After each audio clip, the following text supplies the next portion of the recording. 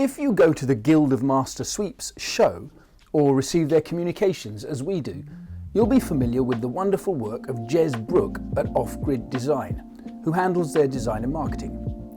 He works so hard on the shows especially that the board agreed to grant him a wish, something his heart desired beyond all else, something to warm him in those hours of endless toil. And he wished for a Recoheat for his stove. So here we are with Lawson Wight, chairman of the Guild, and Michael Ward, who originally installed the stove to fit a Recoheat in his eco-design house in Cambridgeshire.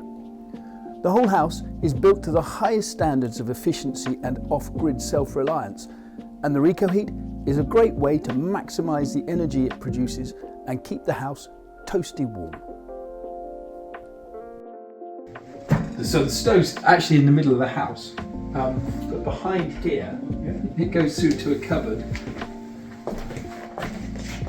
and I've already fitted the high heat through there, and then the back of the cupboard is actually an outside wall, so we can put the clear tube straight out the back, and that's what Mick is drilling at the moment. I can film it now, you'll see it come through.